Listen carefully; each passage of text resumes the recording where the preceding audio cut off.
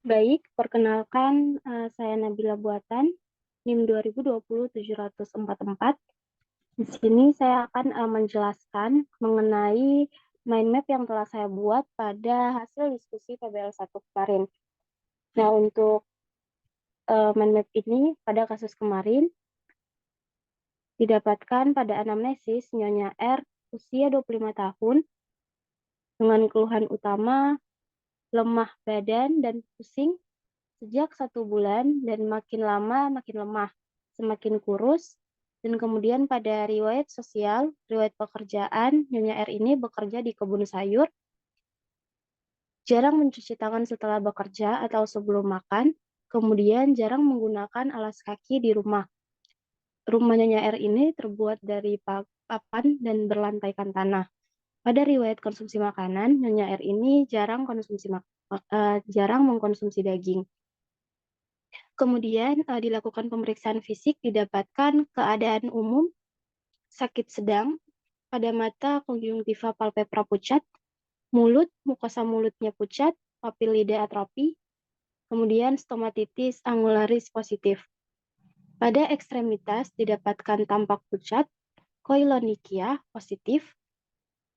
Kemudian pada pemeriksaan lab didapatkan HB menurun di mana 8,3 gram per desiliter, hematokritnya 28%, eritrosit 3.800.000, kemudian MCV-nya 74,7, MCH-nya 25,1, kemudian retikulositnya 0,1%.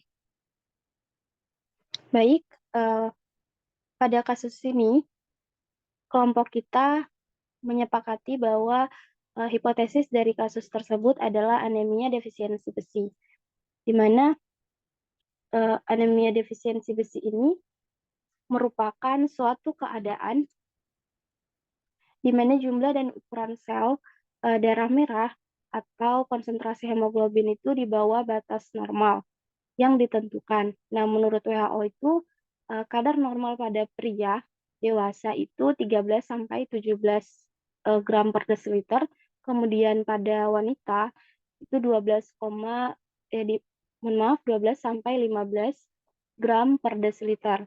Nah, akibatnya akan merusak kapasitas darah untuk mengangkut oksigen ke seluruh tubuh.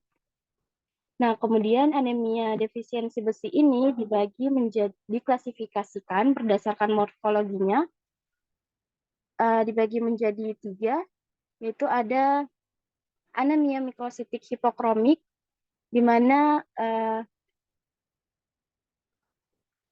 nilai MCV-nya itu kurang dari 80 FL dan juga MCH-nya itu kurang dari 27 Pg.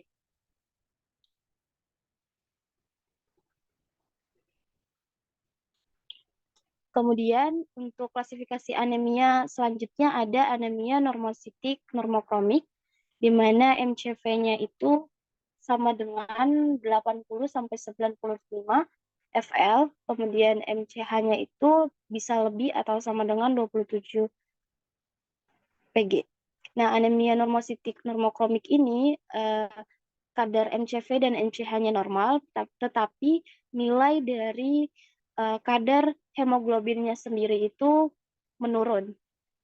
Kemudian klasifikasi anemia yang ketiga ada anemia makrositik, di mana kadar MCV-nya itu sama dengan atau lebih dari 95 FL.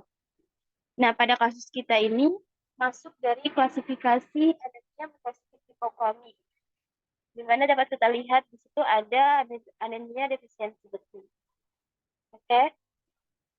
Selanjutnya untuk mendiagnosis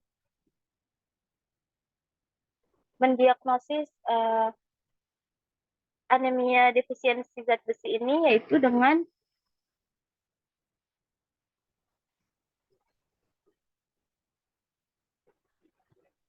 melihat jumlah dari MCV-nya. Nah, pada kasus kita MCV-nya itu menurun sehingga masuk dalam kategori pendekatan diagnosis yang pertama, di mana dapat disebabkan juga karena besi serum yang keadaannya menurun sehingga dimasukkan dalam defisiensi besi.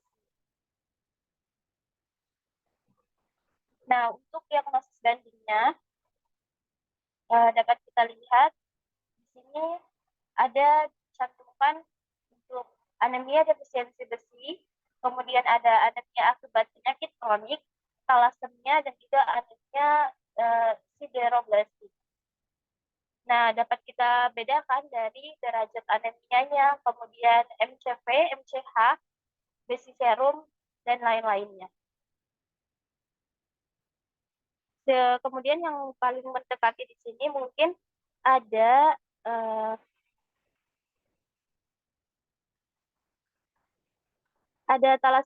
thalassemia, di mana nilai MCV dan MCH-nya itu harus sama-sama menurun, tetapi pada besi serumnya itu, pada thalassemia itu normal atau meningkat. Kemudian selanjutnya di sini ada komplikasi yang akan terjadi ketika kita tidak pada kasus anemia defisiensi besi ini.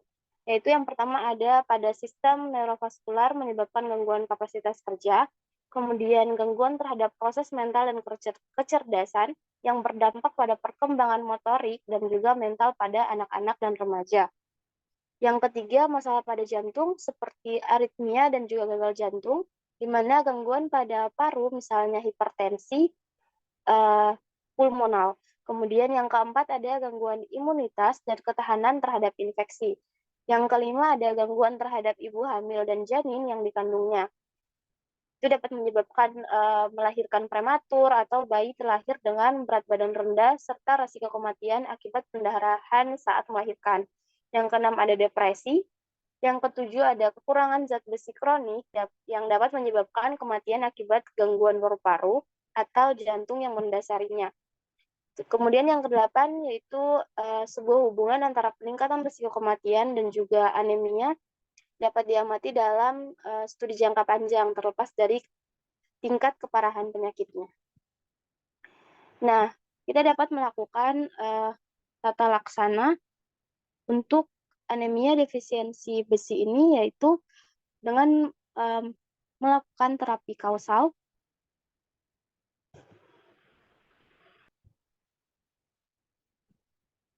di mana dapat mencari dan mengobati etiologinya, kemudian pemberian preparat besi atau FE, itu kita bisa menggunakan ferrous sulfat per gram 3 kali 200 mg, kemudian ada yang 3 kali 100 mg.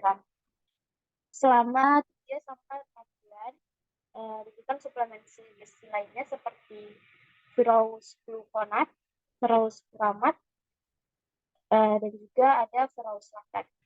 Kemudian tata laksana yang ketiga, kita bisa memberikan terapi besi paretal, di mana bisa melalui suntikan ataupun intravena.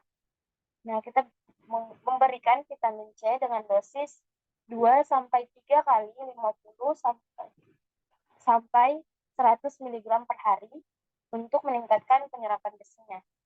Nah, kemudian ada kita bisa memberikan pemberian obat cacing juga untuk memastikan bahwa pasien ini terkena cacingan atau tidak. Kemudian ada yang terakhir, tata laksana terakhir ada transfusi, di mana untuk pasien dengan perdarahan aktif yang hemodinamiknya tidak stabil, atau untuk pasien dengan anemia kritis, di mana tingkat Hb-nya itu kurang dari 7 gram per desiliter, iskemia miokard akut, atau jika pengobatan lain gagal memperbaiki anemia, maka kita dapat melakukan transfusi. Oke. Mungkin cukup sekian yang dapat saya jelaskan mengenai mind map yang telah saya buat. Kurang lebihnya mohon dimaafkan. Terima kasih.